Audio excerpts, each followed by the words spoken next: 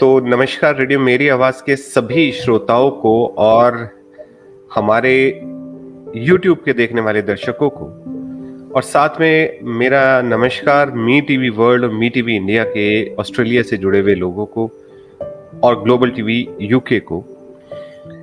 और आज हमारे बीच में वो शख्सियत हैं जिनके बारे में हमारी ये जो सीरीज चल रही है नारी एक शक्ति, इसके अंदर हम आज आपको मिलवाने जा रहे हैं संचिता वर्मा जी से। नमस्कार संचिता मैम।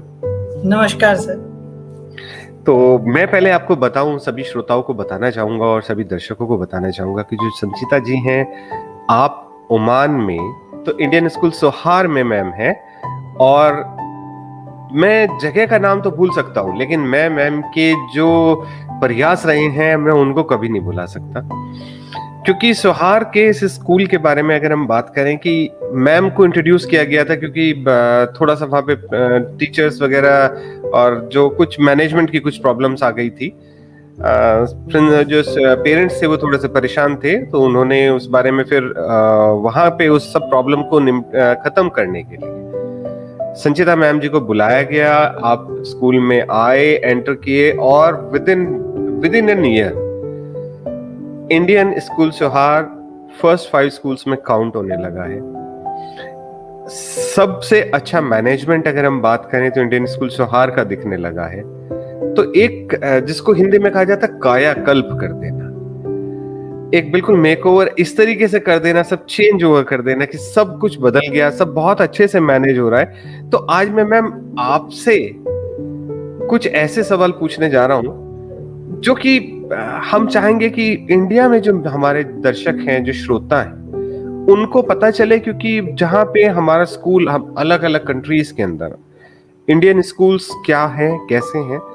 तो मैम मेरा सबसे पहला क्वेश्चन आपसे, जो सबसे पहला सवाल है कि आप ओमान में रहते थे और वहां पे आपको जॉब सीधा उधर से उधर ट्रांसफर हुआ, या आप स्पेशली इंडिया से गए हैं ओमान में स्कूल को ज्वाइन करने के? मैम सर, मैं इंडिया में रहती थी और मैंने बहुत लंबे समय तक इंडिया में मैंने पढ़ाया, प्रिंसिपल रही जी। तो फिर जब ये एक जॉब ऑफर ओमान से आया जी, तो मैंने सोचा कि क्यों ना एक नया अनुभव लिया जाए। इंडिया के स्कूल के बारे में हमें इतनी जानकारी है, तो मैं देखना चाहती थी कि एक मिडिल ईस्ट में सेम सीबीएसई बोर्ड के स्कूल में पढ़ाई लिखाई कैसे होती है। तो मैं एक अनुभव प्राप्त करने के लिए यहाँ आई जी।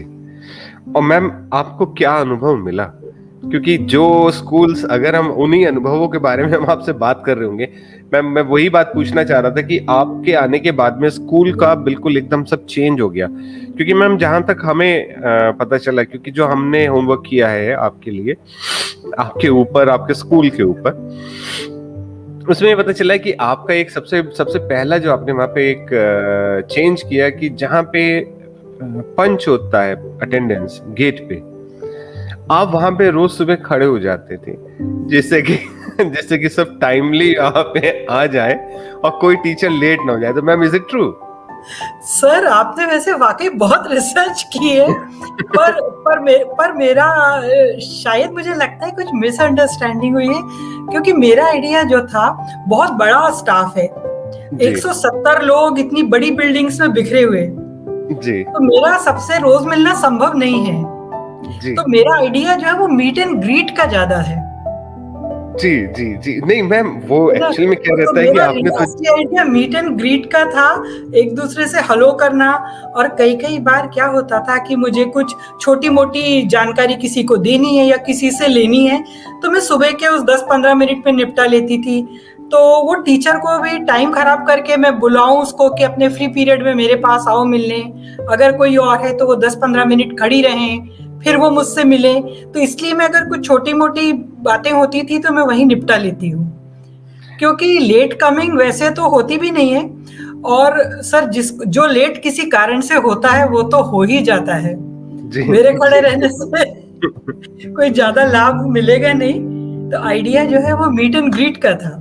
नहीं मैम, मैं इसी के अंदर थोड़ा सा और आगे बढ़ जाऊं, क्योंकि एक चीज और सुनने में मिली थी कि अगर कोई लेट हो जाता था तो आप कहते थे कि उस दिन के लिए उसका अटेंडेंस नहीं लगती थी, वो फिर उसका लीव लग जाती थी। नहीं नहीं तो नहीं, वो ये बिल्कुल गलत इन्फॉर्मेशन है। ये बिल्कुल गलत इन्फॉर्मेशन है।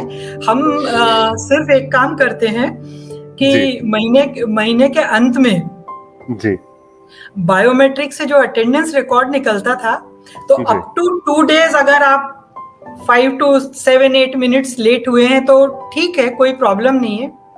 पर अगर आप महीने में 2 बार से ज्यादा लेट हुए हैं, तो हम सिर्फ उस स्टाफ को कहते हैं कि इस पे साइन कर दो। और जी, कभी भी लीव नहीं लगाई, कभी भी उसका छुट्टी नहीं करी, सिर्फ उससे कहते थे 2 दिन से ज्यादा है तो साइन करो। तो वो क्या होता है, स्टाफ अपनी अटेंडेंस के गो थ्रू होता है और एक सेल्फ रियलाइजेशन आता है बिना कुछ कहे।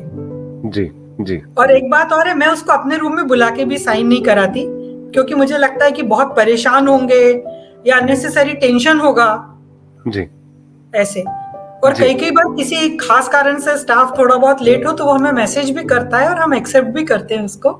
जी मैम। तो और ये बात है, जिससे साइन कराए एक बार, वो अगली बार कभी लेट नहीं हुआ। जी, मतलब वो इनडायरेक्ट वे में आपने उसको समझा दिया है ना, आपने तो उसको बता दिया है कि आप लेट हो रहे हैं, ध्यान रखिएगा अगली बार नहीं होंगे। नहीं होंगे तो बस। ये बहुत अच्छे से कन्वे हो गया मैसेज उसको। आपने उसको ना चाहते हुए भी, उसको ना कहते हुए भी आपने उसको मैसेज तो कन्वे कर ही दिया। तो मैम, ये चीजें आपने वहां पे जाके करी है या आप इंडिया में भी ऐसे ही करती थी? सर ऐसा ही करते थे। ऐसा ही करते थे? ऐसे ही करते थे। जैसे मैम, पर मैं बता रही हूँ आपको जी, कि जब आप किसी लीडरशिप पोजीशन पे होते हो, जी, तो लोग आपको कितना राइट पर्सपेक्टिव में अंडरस्टैंड करते हैं जी, या नहीं करते हैं। तो मैं आपको आपको और अगर मेरा स्टाफ अगर ये देखेगा इंटरव्यू, तो मैं बताना चाहती हूँ कि एक मीट एंड ग्रीट, और शायद आपको, मैं जब स्कूल खत्म होता है तब भी मैं नीचे आके खड़ी होती हूँ सबको बाय और गुड डे बोलने के लिए। तब भी मैं जी जरूर मैम, नीचे आती हूँ सबको बोलना बाय गुड डे, कैसा रहा, तो कोई प्रॉब्लम तो नहीं आई। तो कई कई बार जाने के पहले कुछ लोग, अगर कुछ क्लास में स्पेशल हुआ है अच्छा या बुरा, तो कई बार लोग बताने आ जाते हैं, क्योंकि मुझे पता है रूम तक हमेशा लोग नहीं आएंगे। जी मैम। मैम, मैं आपसे बात करूंगा जब आप छोटे बच्चे थे, हम्म, जब आप खुद पढ़ रहे थे, स्कूल जाते थे, तो मैम मेरे साथ तो ऐसा होता था। मैं ये सोचता था कि जब अगर मैं कभी पढ़ाऊंगा और मैं कभी प्रिंसिपल या टीचर बना, तो मैं बच्चों को पूरी आजादी दूंगा। मैं कहूंगा बच्चों ऐश करो, क्योंकि उस टाइम पे मैं स्टूडेंट था। मुझे लगता था कि बच्चों को पूरा मजे होने चाहिए। मेरा टाइम भी काफी टाइम पहले की बात है मैम। हमारे टाइम पे तो मास्टर जी डंडी लेके आया करते थे और वो बिना सोचे बजाना शुरू करते थे। इवन कई बार तो हमें पता भी नहीं होता था कि हमारी गलती क्या है, वो आते हुए वैसे ही दो चिन्ह लगा के चले जाते थे और हम देख रहे होते थे यार क्यों मार गए यार। तो मैम, हमारे को, हम उस टाइम का बता रहे हैं मैम। और मैं तो मैम कॉन्वेंट में रहा हूँ, तो वहां पे फादर और नन्स वाला सीन होता था, तो they used to talk to me in English and that English is quite, मतलब हम अगर बात करें कि वो साउथ के थे उधर के हमारे पास में, तो उनका इंग्लिश भी बड़ा यूनिक रहता था। और हमारे को मतलब इवन रिसेस टाइम के अंदर भी we were not allowed to speak in Hindi. तो हमारे साथ में एक ये होता था कि हम छुप के हिंदी बोल रहे होते थे। और इस वजह से भी हमें कई बार हम स्कूल्ड हुए हैं कि हम हिंदी बोलते हुए पकड़े गए और पीछे वो प्रिंसिपल सर खड़े थे, उन्होंने हमारे को पीटा। तो मैम, आप जब बच्चे थे, आपको लगता होगा कि यार मैं जब प्रिंसिपल, मैं अगर टीचर बनी या मैं जब प्रिंसिपल बनी तो मैं ये मस्ती करने दूंगी बच्चों को। मैं आज आप वो करने दे रही हैं या फिर वैसे ही प्रिंसिपल बन गई हैं जैसी आपके पास आपकी प्रिंसिपल थे? सर वैसे मैं जिस स्कूल में पढ़ी वहां पे बड़ा ही खुला वातावरण था, और सबसे अच्छी बात ये थी कि मेरे स्कूल में सब्स्टिट्यूशन पीरियड्स नहीं लगते थे। जब भी अगर हम सुबह देखते थे असेंबली में कि कौन सी टीचर नहीं आई है, तो हम बिल्कुल आजाद होते थे, या तो टेबल टेनिस खेलने जाने के लिए, या लाइब्रेरी जाने के लिए, या प्लेग्राउंड में वॉक करने के लिए, या अपने प्रैक्टिकल्स कंप्लीट करने के लिए। जी, तो मैं इस वातावरण में स्कूल गई हूँ, और मैं चाहती थी कि मैं वो वातावरण बच्चों को दूं। जी, मगर अनफॉर्चुनेटली स्कूल में 3,500 बच्चे हैं, जी। तो जब आप 3,500 बच्चों को आजादी देंगे, तो कितने बच्चे आजादी का उपयोग करेंगे और कितना उसका दुरुपयोग करेंगे? बच्चे बंदर भी रहते हैं तो वो यस। और कहीं ना कहीं मुझे लगता है कि आज के जमाने में खतरे कुछ पहले से बढ़ भी गए, जी। और खतरों अगर छोटे मोटे खतरे हो जाएं तो हम लोग उसको झेलने के लिए शायद मेंटली उतने प्रिपेयर्ड नहीं है कि अगर मैं बच्चों को आजादी दूं और अगर एक बच्चा गिर पड़े, कुछ ज्यादा चोट लग जाए, तो पेरेंट्स उसको राइट पर्सपेक्टिव में नहीं लेंगे। जी। जी। जी। तो कई कई बार हम लोग ना शायद बहुत संभल संभल के चलना चाहते हैं, जी। इसलिए वो आजादी नहीं दे पाते। मैम पर हाँ क्या मेरे यही पर हाँ मैं मानती हूँ बच्चों को आजादी मिलनी चाहिए। जी। और हम रिसेस में बिल्कुल भी प्रतिबंध नहीं लगाते हैं, ओके खेलने ओके। पे कूदने पे नहीं। और अगर कुछ स्टाफ भी होता है बहुत दूर से मॉनिटरिंग करता है, वो भी सिर्फ इसलिए कि कोई दुर्घटना ना हो जाए, कुछ चोट ना लग जाए, ओके। सिर्फ इसलिए। जी मैम। मैम जैसे अगर हम बात करें, आज बिल्कुल चेंज हो चुका है हमारे टाइम पे और आज के टाइम में। तो आज मोबाइल फोन हर बच्चे के पास में है, इवन 9-10 का बच्चा भी है उसके पास भी मोबाइल फोन है, and that again smartphone, camera and all सब चीज उसके पास में रहता है। सोशल मीडिया पे बच्चा बहुत ज्यादा एक्टिव है और उसको पता भी नहीं है कि वो क्या अच्छा है क्या बुरा है, क्योंकि वो बच्चा है अभी। तो मैम इंडिया के अंदर क्या है कि यहाँ पे अब आपको अंदाजा भी होगा कि यहाँ पे मोबाइल फोन अलाउड नहीं स्कूल में, कॉलेजेस के अंदर। तो क्या मैम उधर का आपको क्या लगता है, आपके स्कूल के अंदर वहां पे अलाउड है, इंडियन स्कूल के अंदर? नहीं सर, मोबाइल फोन यहाँ पे अलाउड नहीं है। बहुत बार बच्चों की भी रिक्वेस्ट आती है या पेरेंट्स की भी रिक्वेस्ट आती है, पर हम लोग बहुत मना करते हैं। पेरेंट्स को कई बार क्या लगता है, शायद सही भी है, कि ये एक इमरजेंसी टूल है, अगर कुछ इमरजेंसी हुई तो हम लोग हमेशा उनको विश्वास दिलाते हैं कि अगर कुछ इमरजेंसी हुई तो स्कूल के इतने लैंडलाइन फोन्स हैं, आपका बच्चा यूज कर सकता है। जी जी जी। जाए और यूज करे और बोले मुझे ये काम है। जी। इसलिए तो मोबाइल फोन वो भी अलाउड नहीं है। हाँ मैम, तो वो बच्चा मतलब इस तरीके से रहता है कि बच्चा स्कूल तक फोन ले आए, क्योंकि वो इमरजेंसी टूल उसको रास्ते के लिए हो गया, स्कूल में आके उसने अपना जमा करा दिया, उसको डिपॉजिट करा दिया और जाते टाइम पे उसको वापस कैरी कर सकता है। इज इट पॉसिबल उधर?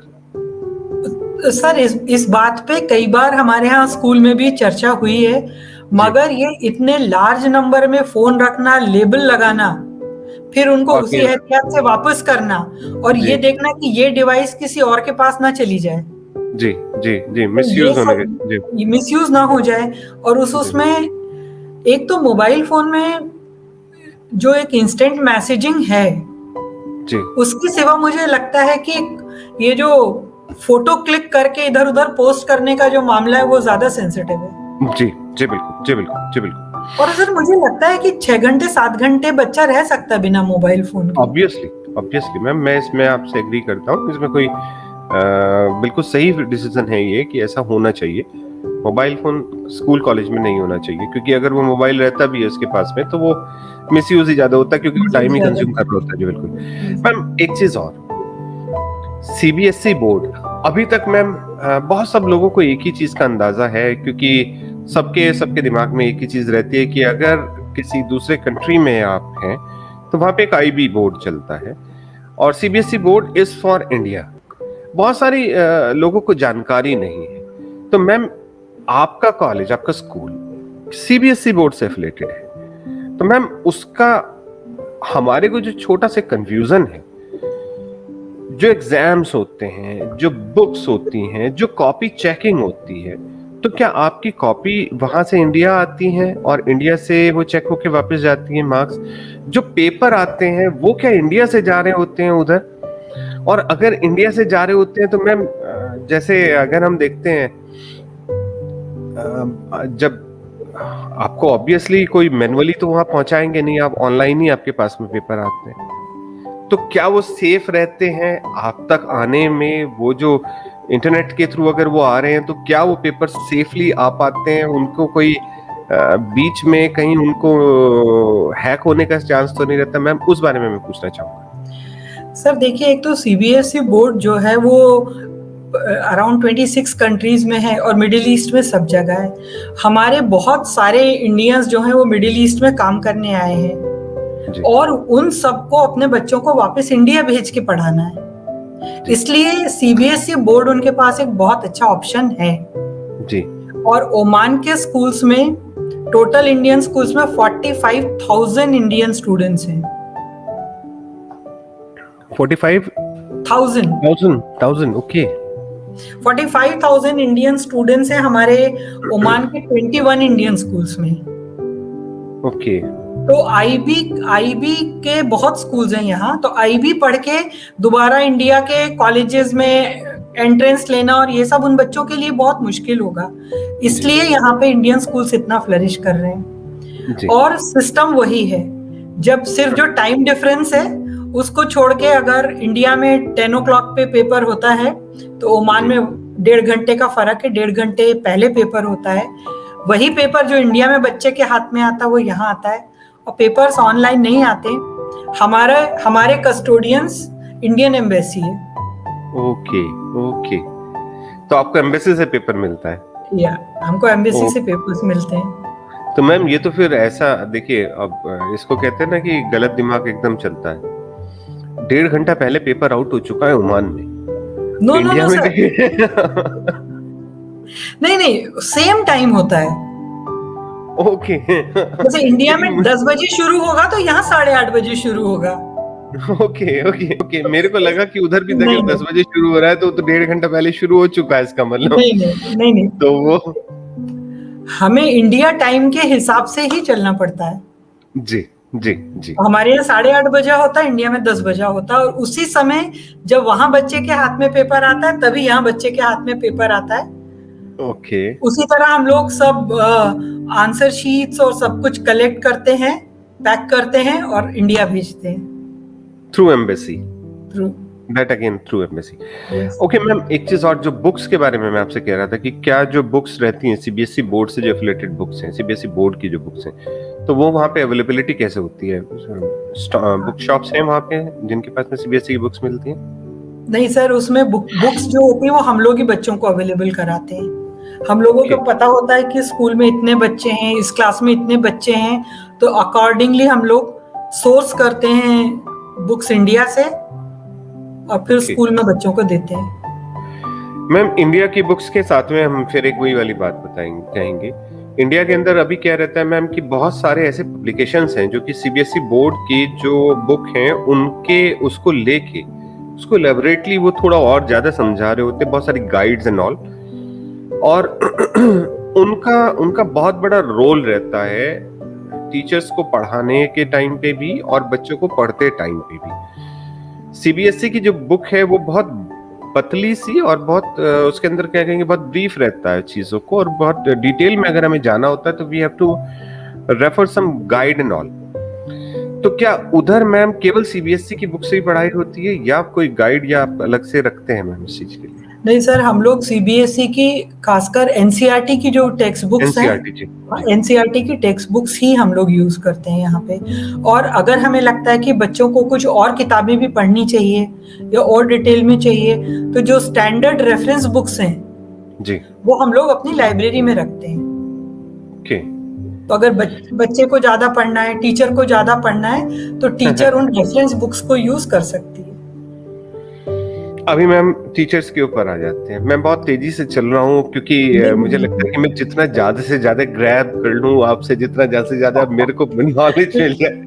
बिल्कुल। तो मैम जैसे टीचर के बारे में अगर हम देखें तो इंडिया के अंदर टीचर के साथ में एक रहता है कि एक कहना भी है और हम ये मानते भी हैं कि टीचर के ऊपर एक प्रेशर होता है कि वो कोर्स को टाइम पे एक पर्टिकुलर ड्यूरेशन में उस कोर्स को कंप्लीट करना है।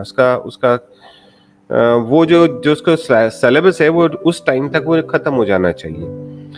अब उसकी वजह से अब उसको मिला है केवल 40 to 45 मिनट्स एक क्लास का। उसके अंदर भी क्या रहता है कि कई बार क्लास मिस हो जाती है, कई बार बच्चा मिस हुआ है, तो इस वजह से बहुत सारी और चीजें रहती हैं। तो वो अगर हम उसको देखें तो उसको वो बहुत शॉर्ट टाइम रहता है जिसके अंदर उसे कोर्स कंप्लीट करना है पूरा। अब वो उसको खत्म करने के लिए बहुत तेजी से चल रहा होता है, उसको ये बात का कई बार उसको इग्नोर करना पड़ रहा होता है कि बच्चों की समझ में आया है या नहीं, क्योंकि उसके ऊपर एक प्रेशर बिल्डअप हुआ है कि उसको कोर्स टाइमली कंप्लीट करना है। अभी मैम उस वजह से इंडिया में एक चीज और फ्लरिश हुई है, जो इसको हम प्राइवेट कोचिंग बोलते हैं या ट्यूशंस बोलते हैं। अभी जो ट्यूशंस को अगर हम देखें तो वैसे तो इंडिया के अंदर अलाउड नहीं है किसी भी टीचर को ट्यूशन पढ़ाना, लेकिन हमें पता है कि ये प्रैक्टिस है इसकी, और बहुत कॉमनली हम इस चीज को नोटिस करते हैं कि हर एक टीचर करा रहा होता है, और ये स्कूल को भी पता होता है कि वो बच्चे को पढ़ाया जा रहा है बाहर। तो क्या मैम आपके वहां पे अलाउड है, और अलाउड है तो क्या कैसे करा रहे हैं, और अलाउड नहीं है तो टीचर उसको कैसे मैनेज कर रहे हैं? जी मैम। सर, प्राइवेट ट्यूशंस तो अलाउड नहीं है, और जो सिलेबस खत्म करने की बात है तो साल के शुरू में ही एक अच्छी तरीके से हम लोग एक एनुअल करिकुलम प्लानिंग करते हैं, एसीपी, जिसमें उस टीचर को पूरा अपना प्लान लिखना पड़ता है, उसमें रिवीजन के भी डेज छोड़ने पड़ते हैं, और जो अच्छे टीचर हैं स्कूल में और जो अच्छे एक्सपीरियंस है उनको पक्का पता है कि ये वाला टॉपिक थोड़ा मुश्किल है और इसमें मुझे कुछ और भी सब कराने की जरूरत रहेगी, इसलिए मैं इसको थोड़ा ज्यादा दिन लेके चलूं, जबकि ये टॉपिक इजी है, ये पिछले क्लास में भी कुछ था, ये थोड़ा सा रिकैप है इसका, तो ये मैं इतने टाइम में खत्म कर दूंगी। तो इस तरह पूरे टीचर्स अपना एनुअल करिकुलम प्लान बनाते हैं, जो उनके एचओडी अप्रूव करते हैं, वाइस प्रिंसिपल देखते हैं, मैं देखती हूँ। तो इस तरीके से वो जो सिलेबस फिनिश करने वाली जो प्रॉब्लम है वो नहीं आती है। और अगर बच्चा फिर भी अटक रहा है तो बच्चे जरूर बताते हैं, जिसमें मेजॉरिटी बच्चों को नहीं समझ में आया होता, तो फिर वो कहीं ना कहीं हम लोग मौका निकालते हैं कि उसको थोड़ी रिवीजन क्लास ज्यादा मिले या एक आध सब्स्टिट्यूट क्लास ज्यादा मिले, जिसमें वो टीचर पढ़ा सके। कई बार टीचर खुद भी आके बताते हैं कि मुझे थोड़ा और टाइम चाहिए क्लास में। जी। दूसरे हम लोगों का जो थोड़ी सीनियर क्लासेस हैं जी, यहाँ पे छुट्टी जो है वो फ्राइडे और सैटरडे को रहती है जी। संडे हमारा फर्स्ट वर्किंग डे होता है। ओके। तो फ्राइडे तो हम लोग थोड़ा एक दिन हम लोग चाहते हैं कि सबको ब्रेक मिले, तो फिर हमारे पास एक सैटरडे क्लासेस का कॉन्सेप्ट है। तो फिर हम सैटरडे को रिमीडियल क्लासेस लगाते हैं, और रिमीडियल क्लास में बच्चा आता है और वो पूरा स्कूल नहीं चलता है, टीचर पूरे दिन को हम एंगेज नहीं करते हैं। वो क्लासेस 40 मिनट्स के बजाय 1 आवर ड्यूरेशन की होती हैं, ताकि 15-20 मिनट वो टीचर उन बच्चों के साथ बैठ के समझ भी सके। ऐसा नहीं कि फिर से पढ़ाया, फिर समझ में नहीं आया और वापस आ गए। तो उस टीचर अपने नियत समय पे से 10 मिनट पहले आते हैं, पढ़ाते हैं और चले जाते हैं। ओके। उनको स्कूल में रुकने की जरूरत नहीं है। तो मैम अगर कुछ बच्चे ऐसे हैं जिनको अभी भी स्पेशल ट्रीटमेंट चाहिए, या कुछ उनको आपको लगता है कि इन्हें और ज्यादा की जरूरत थी, उन बच्चों के लिए कुछ अलग से आपके लिए रखते हैं, कुछ ऐसा प्रोसेस है? सर, जनरली क्या होता है कि वही मैं बता रही हूँ कि इसके बाद में भी, क्योंकि मैम रिमेडियल क्लासेस भी आपने हफ्ते में एक ही बार लिया है। कुछ बच्चे ऐसे हैं जो ज्यादा कमजोर हैं, आपको लगता है इनके ऊपर ज्यादा मेहनत की जरूरत है? जी सर, रिमेडियल क्लासेस के बाद हम लोग क्या करते हैं कि जब एग्जाम्स आते हैं जी, तो प्रिपरेशन लीव्स होती हैं जी, एग्जामिनेशन डेज में गैप्स होते हैं। जी जी जी। तो उन सब दिनों पे भी इन बच्चों को बुलाते हैं, और कई बार हमें कुछ लोगों के बच्चों के साथ लगा कि इनको ज्यादा जरूरत है, तो फिर हम लोगों ने उनकी, जैसे स्कूल 2 बजे खत्म होता है 2:10 पे, तो फिर हमने उनके पेरेंट्स से रिक्वेस्ट की, उन बच्चों को 20-25 मिनट थोड़ा और देते थे अनवाइंड करने को, उसके बाद फिर से उनकी क्लास लगाते थे जी। तो वो डिपेंड करता है उस बैच पे। जी जी जी। और अगर नंबर ऑफ क्लासेस ज्यादा की जरूरत हुई तो हम उस हिसाब से ऑर्गेनाइज करते हैं, क्योंकि मैं एक चीज देखती हूँ कि टीचर भी चाहती है कि हर बच्चा अच्छा करे, ऑब्वियसली। जी बिल्कुल। तो टीचर्स ऐसे हैं जो खुद भी छोड़ना नहीं चाहते बच्चों को। जी जी जी जी। तो वो खुद कहती है कि सबने कर लिया पर मुझे ये 2 बच्चे बुलाकर दो। ओके। तो बुलाने का काम मेरा है। एक्चुअल में यहाँ पे छोटा सा आपको भी पता होगा कि ये ट्रेंड नहीं है यहाँ पे होता है कि स्कूल को, I am very sorry to say, लेकिन है इस तरीके से कि बहुत सारे ऐसे कॉलेजेस और स्कूल्स मैंने देखे हैं और सबको पता भी है कि टीचर स्कूल में केवल इसलिए जा रहे होते हैं क्योंकि उन्हें लगता है कि वहां से हमारे को बच्चे मिल जाएंगे ट्यूशन के। और मैम सही मायने में मैंने बहुत जगह पे देखा है इस तरीके से होते हुए कि स्कूल में केवल इसीलिए जा रहे होते हैं कि वहां से उन्हें केवल बच्चे अपनी ट्यूशन के लिए मिलते हैं, वहां पे वो पढ़ाने नहीं जा रहे होते हैं। ये बहुत मतलब कुछ टीचर्स का ये मतलब गलत है प्रैक्टिस इस तरीके से करना, पर चलिए जो भी हम इसको तो हम कहीं बदल सकते हैं, अच्छे बुरे सब लोग हैं।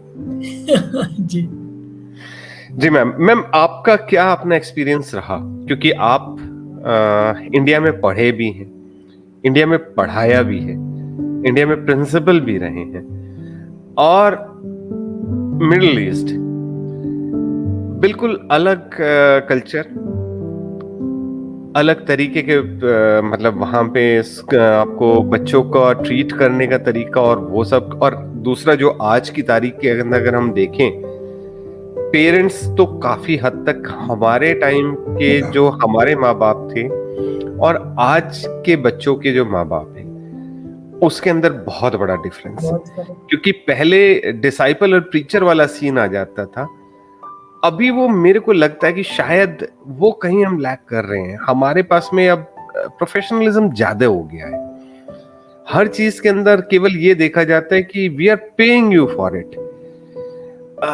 बहुत जगह पे ऐसा हो जाता है, क्योंकि जहां मुझे पर्सनली लगता है कि आप पे करके आप सर्विसेज तो परचेज कर सकते हैं, लेकिन वो प्यार जो टीचर एक बच्चे को देता है, you are not paying for that, वो उस टीचर ने अपनी तरफ से दिया है।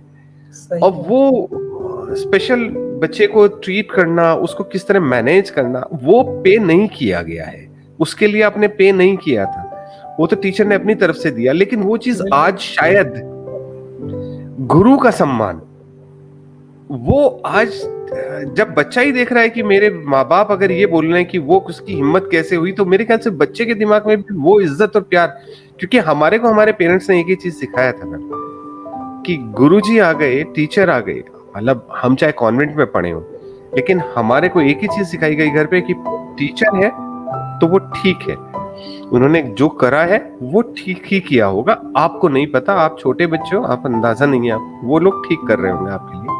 और हमें इस चीज को बाद में लगा कि नहीं, वो लोग ठीक थे, वो गलत नहीं थे। मैम आज आपको आज के परिवेश में पहले क्या डिफरेंस आपको लगता है? सर एक तो मिडिल ईस्ट का मेरा अनुभव बहुत ही अच्छा रहा। नाइस। बहुत ही अच्छा रहा, और मुझे सोहार में सबसे बहुत ज्यादा प्यार, बहुत बहुत ज्यादा सपोर्ट मिला, और मेरी टीम ने मेरा बहुत साथ दिया। और इवन मैं अगर तारीफ करूं तो मैं तारीफ करूंगी, हमारे साथ बहुत सारे ओमानी स्टाफ भी काम करते हैं। ओके वो बहुत सारे, और बहुत ही अच्छे, हमारे बहुत ही कुशल, बहुत ही समझदार, और हम लोगों के साथ बहुत घुल मिल के रहने वाला हमारा ओमानी स्टाफ है। और दूसरे यहाँ के पेरेंट्स के मन में सबसे बड़ी जो शायद थिंकिंग है, वो उनको बार बार ये लगता रहता है कि क्या होगा, मेरा बच्चा यहाँ पढ़ रहा है। उनको हमेशा ये लगता है, और ये बहुत मायनों में सही है, कि इंडिया में एवेन्यूज बहुत ज्यादा है। देखिए सोहार में एक सिर्फ हमारा स्कूल है। जी जी। एक तरीके से यहाँ के पेरेंट्स की तो मजबूरी हो गई हमारे स्कूल में पढ़ाना। जी जी जी। अगर हम अच्छा नहीं पढ़ाएंगे तो कहीं जा भी नहीं सकते हैं। जी।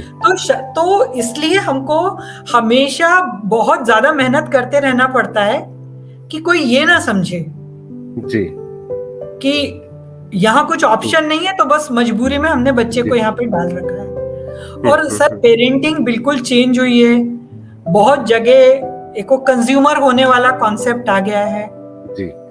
पर कहीं ना कहीं ये जो जनरेशन आई है, जो मैंने सबसे ज्यादा चेंज देखा है स्कूल में रहते हुए।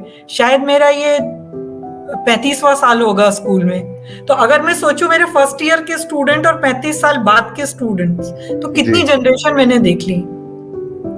हर साल अगर मैंने 1000 बच्चे भी देखे हो तो मैं 35,000 बच्चे देख चुकी हूँ। जी हाँ, जी हाँ, जी हाँ। तो चेंज आया है, मगर ये जो चेंज है, ये जो ह्यूमन बिहेवियर में चेंज है, ये पूरा ड्रिवन है सोसाइटी में जो चेंज आया है। जी, पर मुझे लगता है कि अच्छे गुरु का आज भी सम्मान है। बस गुरु की भी पोजीशन जो हो गई हो, पहले हम बोलते थे गुरु क्या है, सेज ऑन द स्टेज है, अभी क्या है, गाइड बाय द साइड है। जी, जी, जी, है ना? अब हमें समझना होगा कि बच्चे को हम कोई आपसे इंफॉर्मेशन चाहिए नहीं, गूगल के पास सब कुछ है। जी, अगर हमारे टीचर ने हमें कुछ ना बताया होता तो हमारे पास कोई और रास्ता नहीं था। आज के बच्चे जी, के पास सब रास्ते हैं, सारी इंफॉर्मेशन है। जी, जी, तो आप इस 21st सेंचुरी लर्नर के लिए क्या कर रहे हो? तो अगर आप एक 21st सेंचुरी लर्नर के लिए, अगर आप एक 21st सेंचुरी टीचर हो, तो आपका सम्मान बरकरार है। जी, जी। ऐसा मुझे मैम, लगता है। जी, मैं वही बात कह रहा हूँ क्योंकि टीचर जो हमारे हमारे टीचर थे, वो हमारे फ्रेंड भी थे। बहुत सारी जगह पे बहुत सारी ऐसी सिचुएशंस में आए हम जहाँ पे हमें लगा कि सर से बात करते हैं और हम बहुत इजीली उसको उस हर्डल को पार कर गए। अगर आज की तारीख में देखें तो वो टीचर से बताते हुए बच्चा हिच करने लगा है, टीचर से एक दूरी बन गई है। और एक मैं एक दूसरे एग्जाम्पल से आपको बताता हूँ। मतलब मैं शायद आपको तब ज्यादा अच्छे से अपने दिल की बात समझा पा रहा हूँ। मैम, पहले क्या होता था कि एक डॉक्टर के पास में एक पेशेंट गया, डॉक्टर जी जान लगा देता था और पेशेंट भी उसको ये कहता था कि मेरे लिए आप भगवान हो, धरती पे आए। और वो डॉक्टर भी कोशिश उसकी ये होती थी कि पेशेंट के कम से कम पैसे में ज्यादा से अच्छा इलाज हो जाए। तो वो टेस्ट भी ये सोचता था कि जो बहुत ज्यादा जरूरी है उन टेस्ट को वो प्रिस्क्राइब करता था, अदरवाइज उसको वो उसके अपने अनुभव के हिसाब से, अपनी गट फीलिंग से और अपने एक्सपीरियंस से वो पेशेंट को ट्रीट कर रहा हूँ। आज की तारीख में मैम, अगर पेशेंट को सिर में भी दर्द होता है तो डॉक्टर कहता है सीटी करा लो, और बाद में उसको कहता है कि ठीक है यार, एक डिस्प्रिन खा लेना सीटी कराने के बाद में, क्योंकि उसको एक चीज का डर होता है कि अगर सपोज मैंने इसको कुछ मेडिसिन प्रिस्क्राइब कर दिया, इसको कहते हैं डिस्प्रिन खा लो, और इसको कल को ट्यूमर हुआ तो वो पता चला कि जी है, उसको भी अंदाजा है कि इसको केवल सिर का दर्द नॉर्मल वैसे ही चल रहा है, ये सर्वाइकल है एनीथिंग, लेकिन वो डरता है कि कल को ये मेडिको लीगल ना हो जाए। तो मैम, आज भी क्या ये हमने देखा कि स्टूडेंट और टीचर के बीच में भी क्या वो इतना गैप आ चुका है, क्योंकि उसको अब लगता है कि यार बिना बात के कुछ भी लीगलाइज हो जाएगा केस, कुछ भी ऐसा हो जाएगा, तो इसलिए अवॉइड करो, इसको केवल इतना दो जो कि इसको चाहिए, जो कि हम देना है हमारा, इश्यूज में बचने की। सर, गैप की अगर मैं बात करूं तो मुझे नहीं लगता है। मुझे लगता है कि हमारे जमाने में भी हम कुछ टीचर्स में कॉन्फिडेंस रखते थे और कुछ में शायद नहीं रखते थे। तो आज भी बच्चे कुछ टीचर्स में आज भी कॉन्फिडेंस रखते हैं कि अगर हम बात करेंगे तो सॉल्यूशन मिलेगा जी या नहीं मिलेगा। इसलिए अभी भी वो अपने दिल की बात या कोई प्रॉब्लम है कुछ टीचर से जिक्र करना ठीक समझते हैं। तो वो डिपेंड करता है पर्सन टू पर्सन। मगर हाँ, कहीं ना कहीं जो सोसाइटी में चेंज आया उसकी वजह से कुछ तो टीचर्स शायद जरूर सोचते होंगे कि मैं इंटरफेयर करूं या ना करूं। जी जी। तो कई बार क्या होता है कि बहुत अच्छे से मिले होते हैं, पेरेंट्स को जान रहे होते हैं, तो फिर वो पेरेंट्स के थ्रू या ऐसे करके उस मामले को सॉल्व करने की कोशिश करते हैं। जी मैम, दूसरी चीज जो मैंने अभी शुरुआत में एक बात करी थी कि जब हमारे टाइम पे हमारे टीचर हुआ करते थे, वो जाते आते उन्हें मारते हुए सोचते नहीं थे कि इसको बजाना है या नहीं। लड़कों के लिए तो मैम आपको तो कभी ये नहीं आपने झेला होगा, लड़के बेचारे बहुत झेलते हैं, उनको यही नहीं पता होता कि क्यों पिट रहे हैं कई बार, और पिटने के बाद में उन्हें पता चलता है, वो बाद में जरूर बोल रहे होते हैं कि आज लड़के आया होगा घर से हमारे पे निकाल के। मैम, ये बड़ा कॉमन सेंटेंस होता है बच्चों का कि आज ये घर से लड़के आए, चुप रहो, ये मुंह सड़ा रखा है इसने। मैम, ये एक ऐसे सेंटेंसेस रोज सुनने को मिलते हैं। तो मैम, क्या आज भी आपके स्कूल में, या आपको लगता है कि आप जैसे और स्कूल्स को आप देखते हैं या आप जानते हैं, टीचर मारते हुए उतना ही खुल के बच्चे के साथ में उतना ही खुल के रह पा रहा है? क्योंकि जब वो मारता भी था तो वो उतना प्यार भी करता था माँ बाप की तरह। आज इतना है मैम? या आपको लगता है कि पेरेंट्स आज के टाइम पे, हमारे टाइम पे तो हम जाके बताते थे कि अगर पिटाई होगी तो पेरेंट्स कहते थे बहुत बढ़िया हुआ, बहुत अच्छा हुआ। सर अगर पहले पिटाई होती थी जी तो घर पे फिर और पिटाई भी होती थी। जी जी क्या किया था ऐसा जो स्कूल में पिटाई? जी सर पिटाई करना अब कानूनन अपराध है। जी जी और अगर आप किसी को ऐसे भी लगाते हो तो अगर 35 या 40 बच्चे हैं क्लास में तो एक को आप पीट रहे हो और 39 आपके विटनेस होते हैं कि आपने पीटा है। जी जी इसलिए सारे टीचर्स को बार बार सलाह दी जाती है कि कुछ भी हो आप, मतलब बाकी कुछ भी हो, आप हमेशा एक बहुत अच्छे इमोशनल कंट्रोल में रहिए, एंग्री मत होइए। बच्चा आपको प्रोवोक कर रहा है तो आप प्रोवोक मत होइए। और जो भी कुछ हो, अगर स्थिति बहुत ही, अगर आप मैनेज नहीं कर पा रहे हैं तो आप आके अपने एचओडी या सुपरवाइजर को रिपोर्ट करिए ताकि स्कूल फिर अप्रोप्रिएट एक्शन लेगा। वही मैम कि वही दूरियां बढ़ गई हैं, क्योंकि अब पहले टीचर ये सब अपने आप निपटा लेते थे। उनको पता था बच्चे को कुछ भी करो, बच्चे को भी ये होता था कि सर ने कर दिया। वो प्रिंसिपल के साथ बात तक जाना, तो मतलब प्रिंसिपल ऑफिस में अगर बच्चा चला गया तो बहुत बड़ी बात होती थी कि आज तो प्रिंसिपल मैम के पास में, प्रिंसिपल सर पे चली गई ये बात। सर मैंने एक बुक में, मैंने एक मैगजीन में एक आर्टिकल लिखा था जी। तो मेरा रूम है, मेरे रूम के सामने एक हॉल है। उस हॉल में बच्चे कभी कभी कुछ प्रैक्टिस करने आते हैं, तो एक छोटे बच्चों की टीचर कुछ प्रैक्टिस कराने लाई, तो वो बच्ची ऐसे ऊपर करके विंडो से कुछ झांकने की कोशिश कर रही थी जी। तो मैंने जाके उस बच्चे को पूछा कि मैंने पूछा क्या देखना चाह रहे हो, अंदर रूम में आके देख लो। तो बोले नहीं, मेरे क्लास में जब भी कुछ होता है तो मेरी टीचर बोलती है कि I will take you to the principal, so I want to know what do you do inside the room. मैंने उसको बोला कि नहीं मैं कुछ भी नहीं करती हूँ रूम में, और अगर टीचर लाएगी तो मैं उसकी बात सुनूंगी, उस बच्चे से भी बात करूंगी कि क्या हुआ है। तो मैं जब भी कुछ स्टाफ ओरिएंटेशन हुए तो मैं बोलती हूँ please, principal room torture room नहीं है जी। जेलर साहब के पास में। हाँ, और आपको ऐसे बच्चे लेके, बिल्कुल अगर जो भी मेरे पास ज्यादा बच्चे लेके आएगा जी, और जिसने भी ये कहा कि मैं प्रिंसिपल के पास ले जाऊंगी, उस समय ना आपकी अथॉरिटी एकदम नीचे हो गई, क्योंकि बच्चे के दिमाग में आ गया कि आप कुछ नहीं कर सकते खुद। जी जी जी। इसलिए आप किसी और के पास ले जाओगे। जी। तो आपने कभी ये क्यों नहीं कहा कि क्लास में ये अच्छा करोगे, पार्टिसिपेट भी करोगे तो मैं प्रिंसिपल के पास ले जाऊंगी? जी जी हाँ। तो मेरे पास अच्छे में क्यों नहीं लेकर आओगे बच्चे आप? तो principal room equivalent to torture room.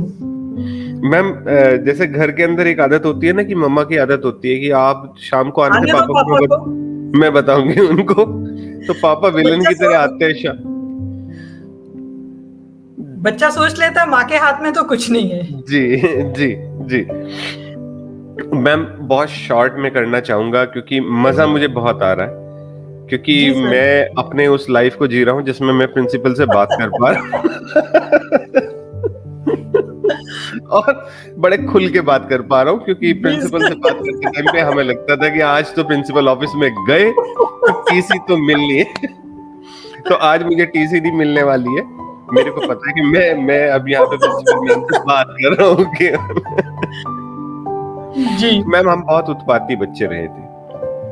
मैं बहुत ज्यादा उत्पाती था, और मतलब इसी वजह से शायद मेरी टीचर से बनती भी बहुत ज्यादा थी, क्योंकि मुझे लगता था कि यही मेरे को बचा ले जाएंगे, और वो बचाते भी थे मुझे। बहुत सारे, मैं बहुत मिस्चीवियस था, मतलब बहुत ज्यादा शरारती बच्चों में था।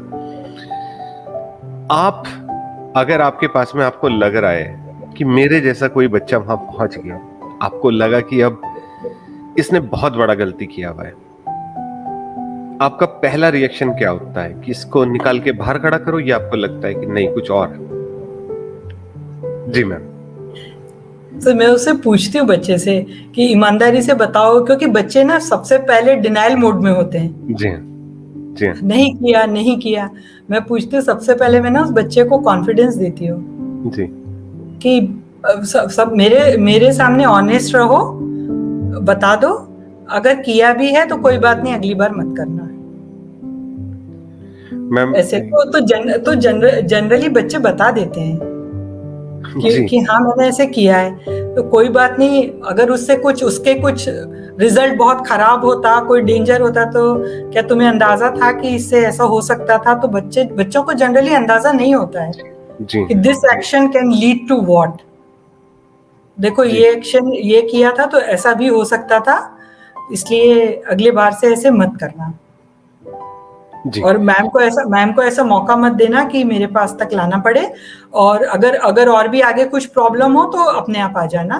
क्लास के बीच में टाइम नहीं मिलता तो रिसेस में आके मुझसे बात करना। जी। तो मैम मैं सर ऐसे एक चीज है, मैं ना मुझे ये कभी भी ये बच्चे को स्कूल से निकाल दूंगी, ऐसा ख्याल मुझे कभी नहीं आता। ओके ऐसा जी। ख्याल मुझे कभी नहीं आता। मैम मैं अब इसको बहुत शॉर्ट कर रहा हूँ, मतलब मैं एक आखिरी जी क्वेश्चन आपसे पूछ रहा जी हूँ। सर। रादर मैं एक चीज आपसे ये पूछना चाह रहा हूँ मैम, कि आज के पेरेंट्स को एक प्रिंसिपल जो कि जिसने, मतलब हम कहेंगे कि शायद सबसे ज्यादा एक्सपीरियंस आपको इसलिए हो सकता है क्योंकि आपने इंडिया के साथ साथ मिडिल ईस्ट और जगह पे भी अगर हम देखें तो आपका जो एक्सपीरियंस है मैम वो शायद ज्यादा है। और जैसे कि अभी आपने बताया कि 35 इयर्स ऑफ, मतलब आपके पास में बहुत बहुत बड़ा टेन्योर है एक्सपीरियंस का।